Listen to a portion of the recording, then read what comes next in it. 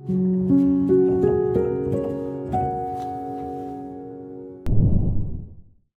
menjalin hubungan itu untuk pengenalan, gitu ya, untuk pengenalan dan terlebih adalah untuk menikah.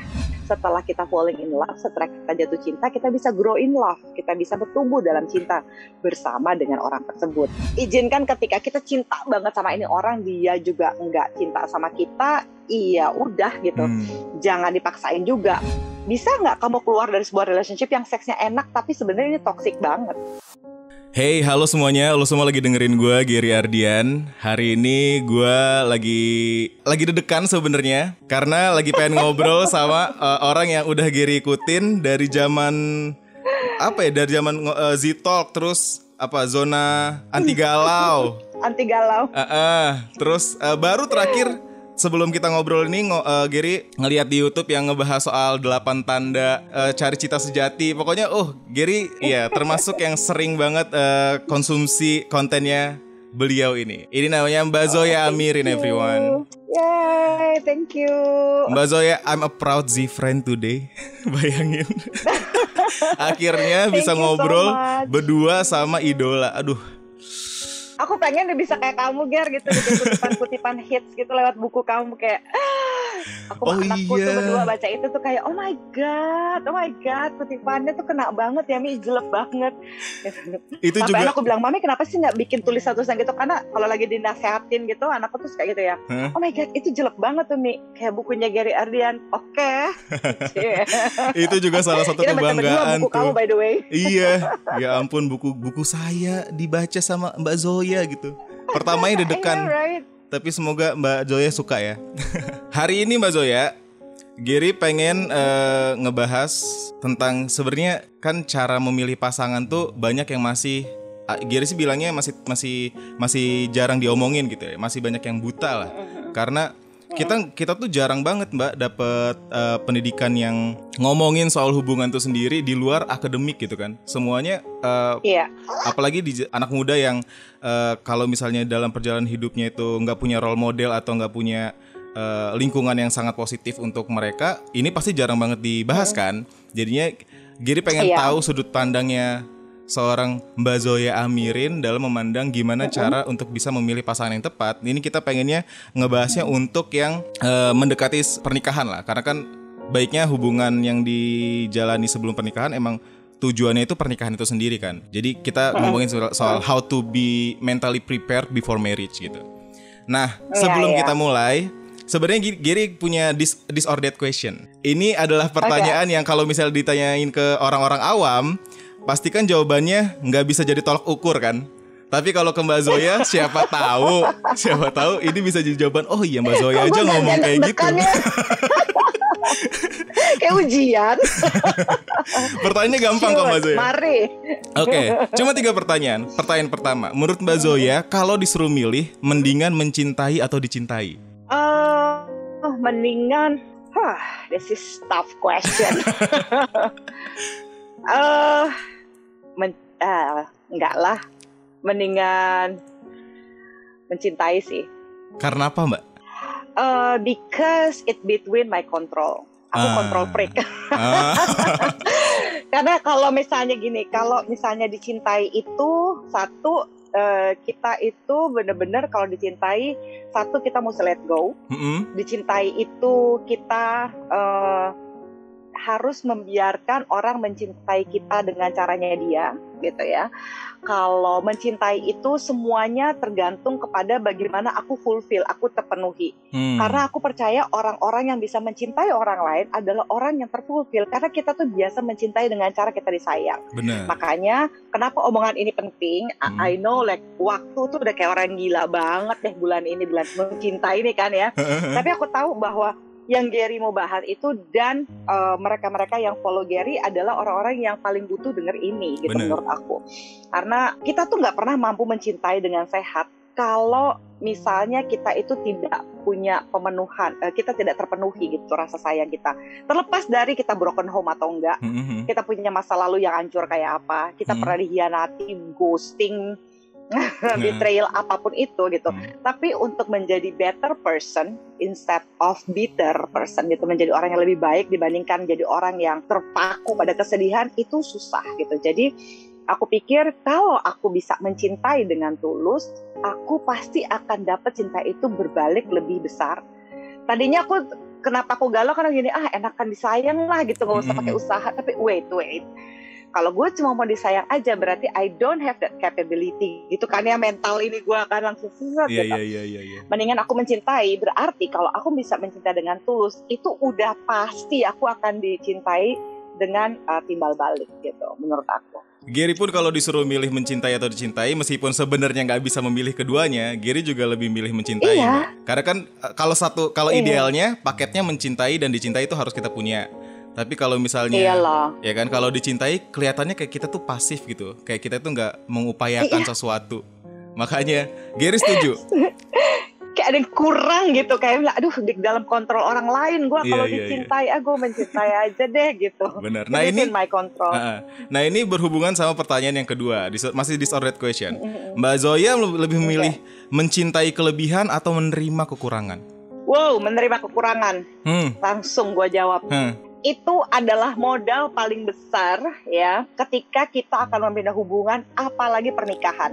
Selama kamu nggak bisa menerima kekurangan orang lain, jangan pernah menikah, titik. Apalagi cuman berharap dia nanti berubah gitu ya Mbak? Oh my, itu lebih pengen koprol lagi. Pengen koprol. Karena aku inget banget pas waktu aku lagi praktek ya, pas lagi ngambil S2 aku lagi praktek gitu, terus salah satu ini ya, itu kayak panutanku banget gitu ya, Dr. Pram. Dr. Pramudia itu kepala bagian poli jiwa, bangsa jiwa di RSA Minto Harjo. Beliau tuh cuma bilang begini, ya kalau misalnya tadi pilihan Gary yang pertama menerima mencintai kelebihan atau menerima kekurangan. Mencintai kelebihan itu otomatis mudah sekali untuk bisa dicintai. Benar. Ya. Lo mau lebih duit, lebih ganteng, lebih cantik, lebih apapun, itu mudah sekali. It's by default, ya kan.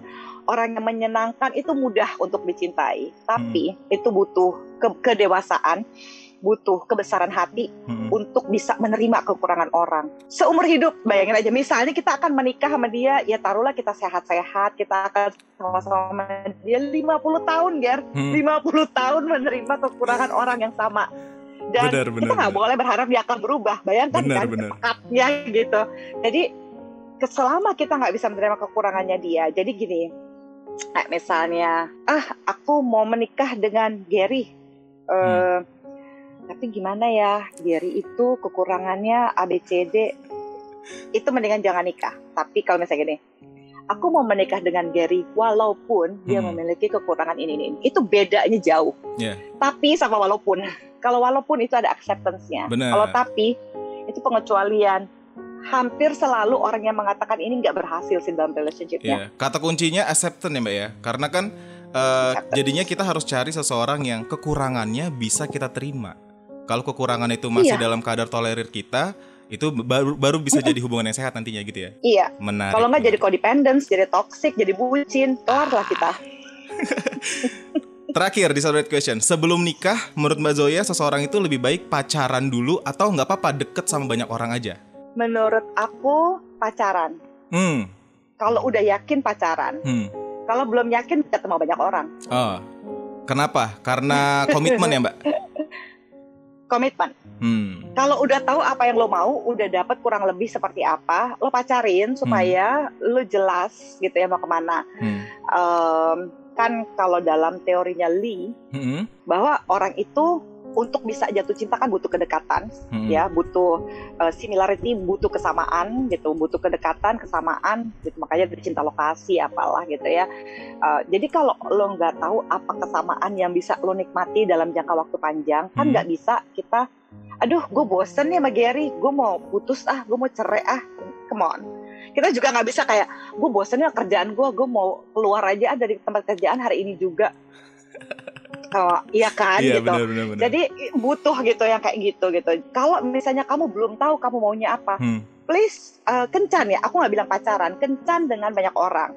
Kencan itu kayak lo jadi panitia pemilihan gitu ya, pemilihan apalah gitu ya, misalnya kan kita banyaknya ada pemilihan apa yang orangnya banyak banget, kencanin semua orang. Aku nggak bilang tidurin semua orang, aku nggak bilang pacarin semua orang, tapi berkencanlah dengan banyak orang sampai kamu tahu tipe kamu yang kayak apa. Dari kegagalan kencan itu biasanya, nah orang yang paling cocok itulah baru kamu pacarin dan akhirnya kamu nikahin. Aku agak deg-degan kalau misalnya menikah tanpa pacaran, ya. Aku respect orang yang menikah, misalnya mau menikah dengan ta'aruf sekalipun gitu, apalagi sekarang ada yang ta'aruf lewat internet ya, Ger, ya ampun, lewat Instagram. Bisa online. Terus mereka artis pula banyak banget followernya, terus semuanya pada alhamdulillah ya, iya nggak apa-apa. Tapi aku cuma mau kasih tahu bahwa ada dua macam resiko gitu. Kalau misalnya orang yang makin cinta memang resikonya akan naik turun. Tapi kalau misalnya orang yang belum pernah kenal sama sekali, mereka biasanya nggak akan punya ekspektasi tinggi. Betul, biasanya kayak begitu juga relatif langgeng tanda kutip. Tapi ya ketika itu loh hal-hal yang tidak bisa ditoleransi tadi baru ketemu, itu nggak akan semudah, nggak akan seindah kisah-kisah di Instagram. Kerjanya jadi lebih berat karena mereka harus terus-menerus ini ya Mbak ya, update sama hal-hal yang takutnya ngebuat mereka bisa tambah nggak baik hubungannya, karena kan mereka jadi nggak punya pembanding kan ya. Iya, dan mereka proses pengenalannya itu baru di situ. Nah sementara kalau orang yang pacaran, pada saat proses pengenalan dia itu nggak cocok, mereka masih bisa putus. Coba kalau proses pengenalannya pas lagi udah nikah, itu kayak yang paling dihindari dalam proses kesehatan mental itu adalah merasa stuck, ya kan, merasa aduh gue nggak bisa kemana-mana lagi nih gitu. Wah itu merasa terjebak itu tuh paling pusing sih Ger. Oke, menarik jawabannya. Jadi kalau bisa udah ngerti kita harus punya status, ya mendingan pacaran aja. Karena dari situ Ger sih ngeliatnya kayak iya kan, menjalin hubungan perasaan aja nggak cukup kan. Kita butuh komitmen, ada tanggung jawab, ada resilience juga dalam hubungan itu. Jadinya teman-teman yang lagi sekarang rasanya kayak udahlah jalanin aja dulu, aduh hati-hati tuh, hati-hati. Ya gue paling ngeri yang kayak gitu itu justru jangan dipikir itu oke loh gitu, jalanin dulu itu deg-degan kalau menurut aku sih. Iya, aneh soalnya Mbak, karena orang menjalani hubungan tanpa status padahal pengennya mereka, goalsnya mereka ke status itu sendiri gitu kan. Jadi kayak mereka pengen nikah nih, nikah aja nggak bisa dibilang pasangan yang sudah menikah kalau nggak ada ijab kabul. Kenapa waktu mereka pacaran nggak ada ijab kabul pacarannya juga gitu kan? Iya. Dan itu kayak gini, Ger, naik yuk, jalan yuk, kemana? Ke mobil, itu yuk, di mobil gue ya. Iya, udah masuk mobil nih, terus jalan nih, mau kemana? Jalanin aja dulu, Ger. Mau kemana? Iya, angkot aja ada rutenya ya Mbak. Iya benar. Kok pacaran bisa jalanin aja dulu tuh kayak la nggak sanggup. Oke, dari obrolan kita ini, jadi kalau misalnya bisa ditarik kesimpulan, menurut Mbak Zoya menjalin hubungan tuh buat apa sih Mbak? Gini, menjalin hubungan itu untuk pengenalan gitu ya, untuk pengenalan dan terlebih adalah untuk menikah. Tapi menikah itu bukan tujuan hidup. Menikah itu bukan sebuah keharusan gitu ya. Iya memang susah ya kalau ngomong kayak gini, menikah bukan keharusan, oh my god gitu. Tunggu, jangan saya dirajam dulu gitu ya. Menikah itu adalah pilihan ya. Jadi dalam proses, kalau memang kamu mau menikah gitu ya, sanggupkah membayangkan kehidupan pernikahannya itu yang seperti apa, dan yang paling penting itu sanggup nggak menghadapi segala kekurangan orang, karena ya sekali lagi kelebihan itu mudah sekali untuk diterima, tapi kekurangan itu susah gitu ya. Dan mementingkan orang lain selain diri sendiri tanpa kehilangan diri sendiri itu modalnya gitu. Itu jadi bagus. Kalau kita nggak kenal diri kita nggak kenal batasan diri kita tidak bagaimana kita sampai not losing ourselves, apalagi perempuan sering banyak kehilangan dirinya, jati dirinya di dalam sebuah relationship gitu ya. Itu susah. Kayak misalnya perempuan nih ketika dia menikah, taruhlah dia menikah dengan seorang Gary Ardian, tiba-tiba dipanggil Ibu Gary, namanya hilang, ya kan?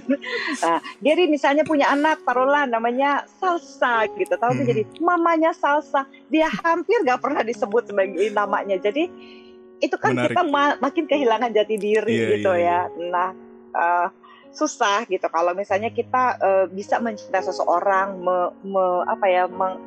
mendahulukan kepentingan orang lain tanpa kehilangan diri, itu sih menurut aku adalah perjuangan terberatnya gitu. Jadi jangan dipikir nggak apa-apa, aku siap.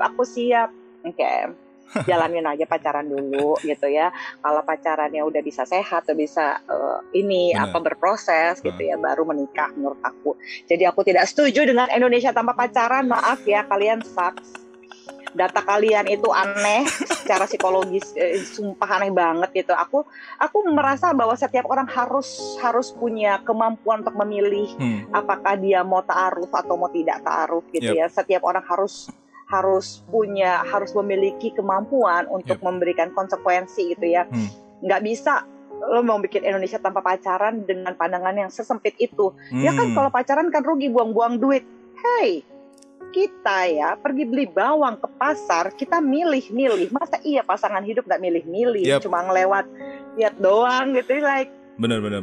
Bahkan menurut Gary gitu. Ini Mbak, yang ibaratnya ta'aruf yang kesannya kayak mempersingkat semuanya pun ada tahapan-tahapan pengenalan yang kalau misalnya diikutin semua itu berat juga sebenarnya. Nggak segampang. Jadi mesti ketemu juga kan, benar. Habis dia milih CV-nya, dia ngeliat orangnya dulu, ini itu. Nggak ada yang pure bener-bener ngeliat foto doang. Bahkan setahu Gary, bahkan mereka boleh dating dulu meskipun mesti ditemenin sama orang ya. Tapi emang proses perkenalan tuh wajib gitu. Datingnya tuh kayak ngobrol kan, Ger? Benar. Iya. Itu dia. Kan aneh, nggak ada yang sepure-purenya, yang dijodohin aja gitu ya. Biasanya kan begitu, kayak yang dijodohin. Suruh coba kamu temuin dia, obrolin gitu. Seru nggak gitu. Kalau misalnya udah itu ya oke gitu. Coba kita ngomong antara keluarga, tapi kamu temuin dia dulu gitu. Ada waktunya, ada jangka waktunya kok. Jadi sebenarnya menjalin hubungan tuh Mbak Zoya baru rekomendasikan kalau orang itu udah selesai sama dirinya sendiri dulu gitu ya. Bukan untuk anak muda yang bahkan belum tahu cinta itu apa. Kalau gini, masalahnya cinta itu kan adalah juga perasaan ya. Cinta itu adalah aksi gitu. Cinta itu so many ways and so many things ya. Kenapa sih ada institusi pernikahan? Karena cinta sebagai perasaan gitu, itu bisa berubah. Ya, kita dibutuhkan kemampuan gitu untuk bisa memproses gitu semuanya, bisa memproses bahwa gimana sih caranya mempertahankan cinta ketika dia jangan sampai dia berubah. Kita kan mau cintanya seperti ini, tapi nggak bisa. Cinta itu akan berubah. Yang bisa kita lakukan adalah bagaimana setelah kita falling in love, setelah kita jatuh cinta, kita bisa grow in love, kita bisa bertumbuh dalam cinta bersama dengan orang tersebut gitu. Jadi aku mengusulkan bukan masalah orang yang masih muda apa segala macam. Kenapa waktu masih muda lebih mudah? Karena mungkin belum tersakiti, prosesnya masih bersama-sama, buat aku malah oke. Ya, memang semakin banyak kita tahu, kita akan semakin pemilih ya, tapi nggak apa-apa juga. Yang penting, aku pernah tuh meng-quote ini itu di Instagramku, di salah satu foto gitu, dan orang pada bingung. Aku bilang gini, cinta itu bisa dirasakan semua orang, tapi nggak bisa dinikmati. Kenapa? Karena makin ketika jatuh cinta ada aja yang denial, enggak, gue gak suka sama dia, kok ini banget sih gitu. Orang tuh lupa bahwa jatuh cinta itu kayak jalangkung, bisa kapan aja, di mana aja, we don't know. Kita gak bisa milih. Ternyata aku mau jatuh cinta sama Gary, aku mau jatuh cinta sama Henry Cavill, aku mau jatuh cinta sama siapa, nggak bisa gitu. Kita udah punya listnya, aku mau jatuh cinta sama pria yang seperti ini, aku mau jatuh sama cewek yang modelnya begini. Ketemunya sama yang berbeda juga gitu. So, di proses aja perasaannya, be honest to yourself. Enaknya sih kalau misalnya masih muda, belum terlalu banyak ini itu, masih lebih lempeng kayak film Enchanted. Waktu si prinsesnya keluar dari buku komik, terus dia gitu bilang ini, why you have to date? Iya, karena kencan itu kita bisa saling mengenal. Kenapa? Kan sebenarnya hidup sesimpel itu. Lo jatuh cinta, lo married, and that's it. Tapi kan human itu sangat-sangat complicated ya, kompleks, dibuat jadi susah. Akhirnya cinta jadi sesederhana dan sekompleks itu gitu. Kalau menurut aku harusnya sih sesederhana mungkin. Ketika kamu masih muda dan kamu ngerasa cinta harus sesimpel itu, ya udah, asal kamu bisa mempertahankan kesimpulan itu. Ketika datang yang namanya kompleksitas dari relationship yang akan terjadi gitu, kamu bisa ngatasin berdua. Selama kamu udah yakin kayak gitu, ya berproses aja. Oke. Gitu. Kalau gitu Mbak Zoya, jadi berapapun usia kamu, selama kamu yakin, I think fine ya. Maksudnya berapa usia? Maksudnya sudah dewasa ya. Okay. Aku berbicara pada mereka-mereka yang berusia 21 tahun ke atas. Kenapa 21 tahun, Ger? Karena 21 tahun prefrontal cortex kita atau otak depan kita itu sudah tumbuh sempurna. Artinya setidak-tidaknya secara biologis kamu memiliki kemampuan untuk menentukan baik, buruk, benar, salah gitu. Wow. Kalau aku nggak menyarankan yang di bawah umur 21 tahun.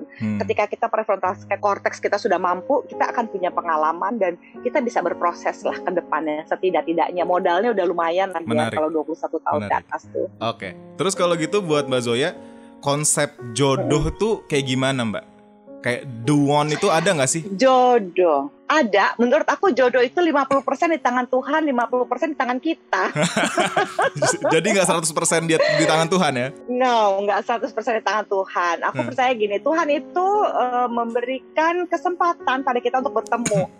Ya, mungkin gak sih jodoh kita kelewatan? Mungkin kalau kita tidak bereaksi terhadap jodoh kita itu, kita nggak bereaksi sehat terhadap cinta, jodohnya bisa kelewatan berapa kali gitu, kayak pacar ketinggalan kereta mungkin gitu ya. Jadi Tuhan itu mempertemukan, ya, membuat orang saling tertarik, tapi gitu ya, aku juga percaya pada free will, aku percaya pada kebebasan setiap individu untuk memilih. Ketika dia sudah dibikin jatuh cinta, dibikin ketemu gitu ya, ada sparknya di sana. Kamu mau nanya nggak nomor teleponnya dia? Kamu mau nggak diajak kencan? Kamu akan iya nggak ketika diajak kencan? Terus setelah kencan, meskipun semua rasa itu ada, tapi kan ya namanya manusia, ya itu lagi cintanya dirasain, tapi denialnya banyak. Aduh, nanti kalau dia nyakitin aku seperti yang sebelumnya, apalagi yang suka mencintai yang sekarang seperti sisa cinta yang dulu. Waduh. Ya ampun, gitu nggak kelar-kelar ya. Gitu. Jadi sebenarnya jodoh orangnya udah beda. Jadi sebenarnya buat Mbak Zoya jodoh itu nggak cuman satu ya. Kita tuh bisa aja, misalnya nggak cuman Gary untuk pacar Gary yang sekarang, tapi bisa aja untuk kita ketemu jodoh-jodoh berikutnya gitu. Aja. Iya. Gitu. Menarik. Mungkin ya kita bertemu juga dengan beberapa soulmate bisa. Makanya menurut aku basi ketika ada orang sudah menikah lalu bilang, aduh, gue baru ketemu nih soulmate gue sekarang. Hah? Soulmate kamu tuh yang kamu nikahi, yang kamu pilih untuk kamu nikahi, jadikan dia soulmate kamu.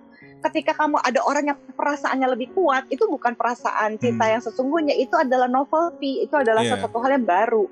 Sesuatu hal yang baru pasti lebih seru gitu ya. Benar. Tapi salah nggak kamu jatuh cinta sama orang lain? Enggak. Tapi ya ketika kamu tahu status kamu seperti apa, status dia seperti apa, kan aksi kamu terhadap cinta itu yang menentukan kamu manusia yang seperti apa kan gitu. Jadi bukan yang kita tuh berarti kalau nyari pasangan bukan fokus cari yang terbaik duonnya kita, tapi yang tepat ya Mbak, yang kompatibel lah ya.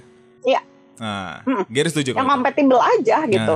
Karena ya ampun, jodoh tuh banyak loh, beneran. Jadi nggak sepekat itu ya, kayak selalu ada satu orang buat orang yang ini. Aduh, gila, enggak, dunia nggak kayak begitu, bener gitu. Kayak kejam banget Tuhan kalau ada satu orang untuk satu orang lainnya. Jadi kalau jodohnya Gary udah lewat, terus kita jadi desperado gitu, enggak. Gitu. Itu beneran ada dalam pilihan kita. Itu yang pengen Gary suarakan ke banyak orang, karena banyak yang ngerasa kayak dalam satu hidup itu kita cuma punya satu lovebird-nya gitu kayak gimana sih gitu. Kayak terlalu kejam Tuhan kalau kayak gitu. Padahal hati kita cukup luas untuk menerima. Kita aja bisa sayang sama ibu kita, ayah kita, teman dekat kita, semuanya kita bisa menyayangi banyak orang. Iya, benar. Dan jangan lupa kita bisa mencintai ya dua orang secara romantically, sexually itu dengan kita bisa mencintai dua bahkan tiga orang sekaligus. Aku bukan mengusulkan poligami atau lo mesti poliamori dan segala macam, enggak. Tapi gini, artinya naluriahnya ada gitu ya. Kita bisa mencintai orang sebanyak itu, naluriahnya itu ada, tinggal kita memilih. Pasti di antara kayak 3-4 orang itu kita akan punya favorit gitu, dan kita pilih yang favorit itu aja. Seperti juga anak, kita pasti akan sayang nanti deh sama anak kita punya anak 2, tapi bisa nggak satu ada yang lebih sedikit ini sayangnya, ada favoritnya dikit? Ya ada, nggak apa-apa juga. Nggak apa-apa. Jadi sebenarnya apa yang menurut Mbak Zoya perlu kita pertimbangkan ketika kita pengen memilih pasangan? Satu, honesty gitu ya, bahwa aku percaya cinta yang sehat itu adalah cinta yang satu timbal balik, of course ya kan. Nggak, kalau kan nggak disuruh milih kan sama Gary ya gitu. Kalau misalnya itu sebenarnya cintanya timbal balik. Gitu. Izinkan ketika kita cinta banget sama ini orang, dia juga nggak cinta sama kita, iya udah gitu. Jangan dipaksain juga. Kalau dalam relationship ada yang seperti itu, satu udah cinta banget, satu nggak mau, akhirnya ntar yang cinta jadi salesman, ya kan? Perumpamaan yang bagus. Ya kan, jadi kayak iya kan, kayak misalnya ayo dong Ger, beli aja dong gitu. Kita kan sama-sama kan oke banget, kita kan begini, jadi kayak salesman kan, yang satu kesian gitu menurut aku. So, cinta itu yang sehat adalah timbal balik gitu ya. Kalau ingin membinanya, terus yang kedua, be honest to yourself, bahwa kadang-kadang dalam proses itu kita bisa aja mencintai orang yang salah gitu ya. Iya, nggak apa-apa juga, tapi kita harus ngejalanin dulu prosesnya, nggak bisa langsung. Jadi gini, yang aku omongin bersama dengan Gary di sini bukan sebuah jaminan bahwa kamu tidak akan patah hati. Ya, ini adalah proses di mana semua manusia akan mengalaminya. Hampir nggak ada relationship yang sehat sekalipun itu akan ada nyeseknya, akan ada sakit hatinya, tapi bukan dilakukan dengan sengaja. Itu bedanya sama yang toksik. Kalau toksik itu kan kita bisa punya relationship yang toksik dengan orang yang toksik, ya. Tapi jangan salah, dengan orang yang baik sekalipun kita bisa punya relationship yang toksik. Karena apa? Codependence, karena ketergantungan.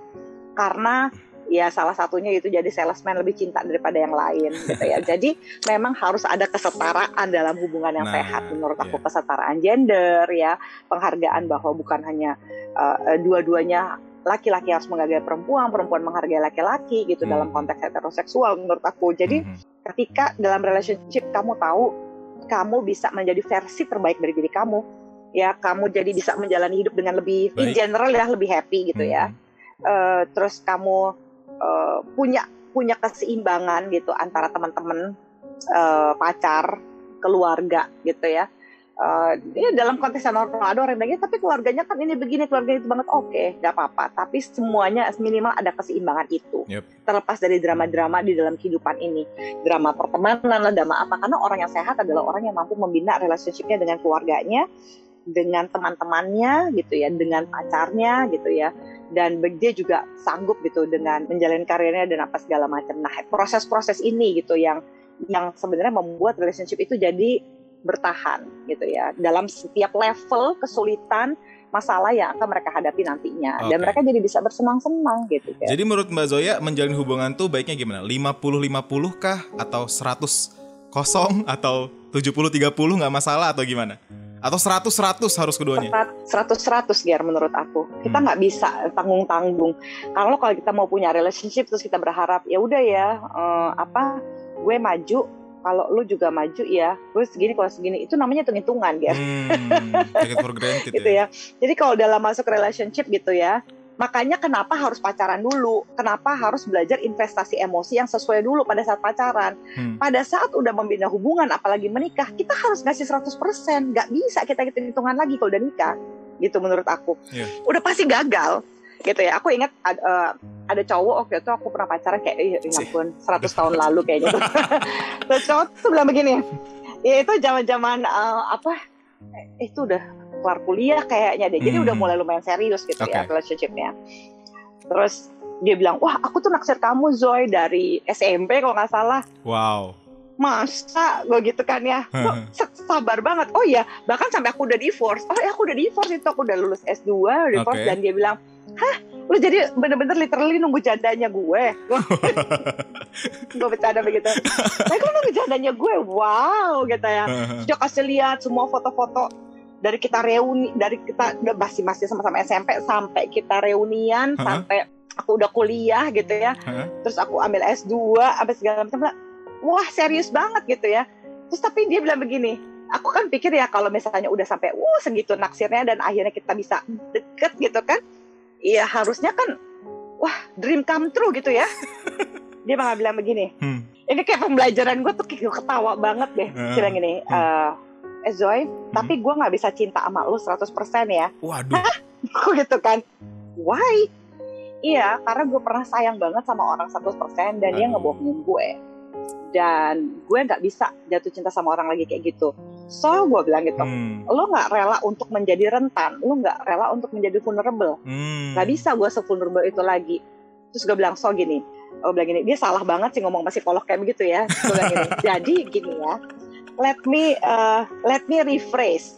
Yang aku pahami ketika kamu ngomong kayak begitu, berarti kamu tidak bisa mencintai aku sebagai aku, ya, Zoya ini, gitu ya, yang sekarang ini ada depan kamu, dan we have like a lot of good time together, kita punya obrolan-obrolan yang asik gitu. Kamu nggak bisa mencintai aku sepenuhnya sebagai aku, karena kamu pernah disakiti oleh perempuan yang bukan aku. Iya. Dia shock sebentar gitu ya, dia napas, dia iya, dia gitu. Oh, oke. Thanks, aku bilang begitu. So, apa namanya? Jadinya nggak lanjut hubungannya. Lama, enggak, aku bilang aku nggak sanggup gitu ya. Karena laki sebenarnya, Ger, laki itu kalau menurut Helen Fisher gitu ya, itu adalah makhluk yang simple.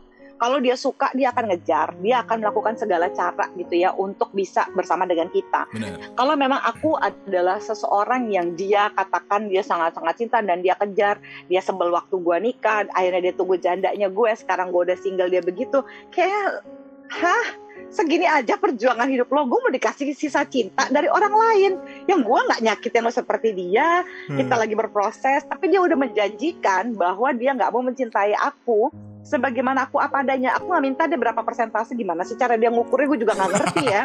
Tapi aku hanya minta dia cintai sebagai aku gitu. Buat aku sih itu permintaannya cukup masuk akal.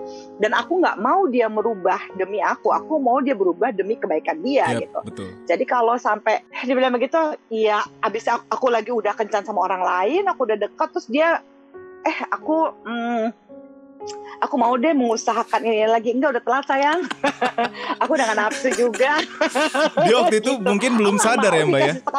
Iya, dia mungkin belum sadar kalau trauma itu butuh diterima gitu kan.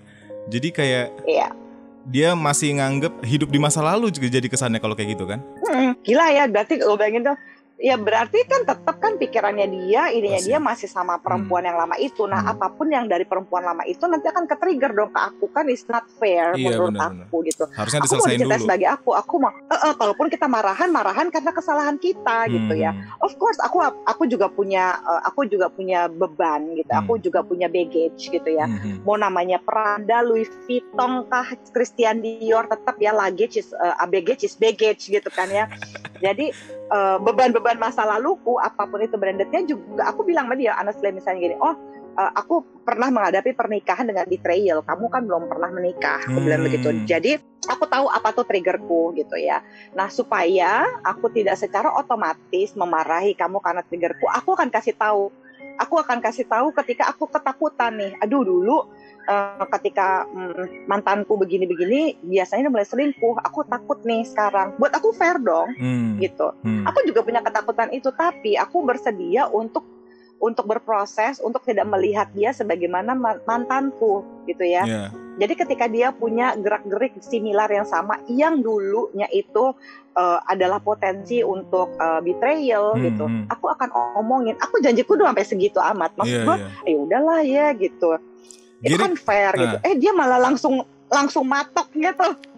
Gue paling ya cinta sama 40%. Lah gimana ngukurnya ya? Kayak bikin kaget kali ini dong. Gimana sih? Giri biasanya gini Mbak Zoya. Udah belum apa-apa udah ditaker deh. Iya benar. Giri biasanya menganalogikan hal-hal kayak gini tuh gini, kayak misalnya orang yang semacam ini tuh melihat kalau yang mantan yang sebelumnya itu coklat gitu. Terus dia ngelihat Mbak Zoya sebagai seorang yang baru juga coklat yang sama gitu. Padahal bisa jadi Mbak Zoya itu permen gitu kan. Padahal bisa jadi iya, dan udah pasti beda karena stereotyping mungkin ya Mbak ya. Orang lihatnya kayak cewek mah kayak gini, cowok mah kayak gini. Padahal cowok itu nggak sama aja, cewek itu nggak sama aja gitu. Yang di belakang coklat belum tentu di berikutnya kita ngerasain coklat juga gitu. Bukan berarti gitu kan. That's right. Nah itu maksudnya Gary tadi yang belum selesai sama diri lo gitu. Jadi kalau kamu udah umur 21 tahun ke atas, tapi kamu pernah mengalami yang kayak gini-gini gitu ya udah gitu, acceptance dulu. Bener. Gitu. Sembuhin dulu lukanya gitu, baru membina dengan orang lain. Iya, gitu. Jadi bekal pengalaman kan. Itu pada orang lain. Akhirnya jodoh lu jadi kelewatan lagi deh, ribet ya. nunggu antrian jodoh berikutnya. Tapi Mbak, ini pertanyaan yang sering masuk ke DM Gary sih. Kenapa ya Mbak ya, banyak orang yang kalau misalnya baru selesai sama hubungan yang sebelumnya gitu ya, terus dia cari seseorang yang baru, dia tuh cenderung mencintai atau suka, tertarik sama jenis orang yang sama. Oke. I like this question. Biasanya kalau dia tertarik pada jenis orang yang sama, dia sebenarnya belum sembuh sakit hatinya, gitu ya. Kenapa? Gitu. Kecuali nih kita nggak ngomongin tipe ya. Misalnya kan ada yang emang suka tipe wajahnya kayak begini, tipe orangnya kayak begini, itu oke. Tapi kalau misalnya kamu ngelihat orang, oh my god, mantan gue itu kok dia nyari cewek yang tipe mukanya mirip, yang mukanya tuh mirip banget sama gue, ini banget sama gue, kemungkinan sih dia belum sembuh gitu ya dari luka dan sakit hati itu. Karena gini, pada saat kita patah hati gitu ya, setiap orang yang patah hati itu sebenarnya hormon, terutama si kortisol itu mendeteksi banyak sekali perasaan-perasaan tidak nyaman. Makanya kalau ada orang yang habis hubungan yang lama dan benar-benar udah nggak sehat, aku selalu menyarankan untuk hapus aja tuh foto-foto apa segala macam, dibuang lah barang-barang yang ini ya gitu ya, disumbangkan kepada yang lebih berkepentingan kalau nggak bisa dibalikin apa segala macam. Karena ketika rasa patah hati itu sama ya, otak itu bereaksi sama, apalagi otak emosi kita itu akan bereaksi sama persis, Ger, seperti ketika seorang narkoba lagi sakau. Bayangkan, itu tanpa seks ya. Kebayang nggak sih kalau ada seksnya juga? Lebih banyak lagi kan ikatan-ikatan yang membuat kita attach gitu ya. Makanya attachment kenapa harus sehat gitu? Karena attachment seks itu luar biasa. Relationship-nya udah nggak sehat, tapi karena seksnya enak masih bertahan, makanya diinjek-injek. Wah, ada itu ya, kayak kan? Gitu ya? Banyak gitu. Makanya jangan pernah melakukan hubungan seks sebelum menikah. Kalau kamu belum siap, tandanya apa ya kayak begini gitu. Bisa nggak kamu keluar dari sebuah relationship yang seksnya enak tapi sebenarnya ini toksik banget? Apakah ketika mencari orang baru kamu ingin mencari apa? Mencari seksnya atau mau mencari relationship-nya? Benar. Ya kan ketika lagi horny ya gimana ya gitu. Udah pernah ngerasain pula, itu susah gitu. Jadi ketika kita berpacaran dengan orang yang baru yang persis banget dengan pasangan kita, gaya ngomongnya, ini itunya. Mungkin ya kita tanya aja sama diri sendiri, bener nggak sih gue udah move on? Ya, apa sih gitu yang sebenarnya bisa gue iniin gitu. Dan aku lebih percaya, dan seringkali yang suka kayak begini, ya aku nggak mau seksis ya bilang laki begini perempuan gini, tapi ada kecenderungan bahwa perempuan ketika dia patah hati dia akan nangis dulu, dia kepengen balik, kangen pada bulan-bulan pertama gitu ya, seret, nanti dia berproses akhirnya sampai dia terima keadaannya, udahlah emang udah nggak bisa balikan gini, dia udah selesai nangis, dia udah cantik lagi gitu ya, baru deh cowoknya baru belakangan akhirnya minta balik. Karena cowok begitu putus, wah party ya kan, karena nggak mau mengobati hatinya yang luka gitu ya. Denial ya. Riding, bergaul, bla bla bla, hang out, denial gitu kan ya. Terus nanti begitu udah mulai lama-lama sepi, baru kangen ya, merintih pelan-pelan gitu ya. Terus akhirnya begitu ceweknya udah move on, kok dia cantik banget sih sekarang? Iyalah dia udah move on dari lo, pengen balik. Jangan sampai kayak begitu. Makanya menangis aja saat kita sedih, ya kita bisa ketawa saat kita bahagia gitu kan ya.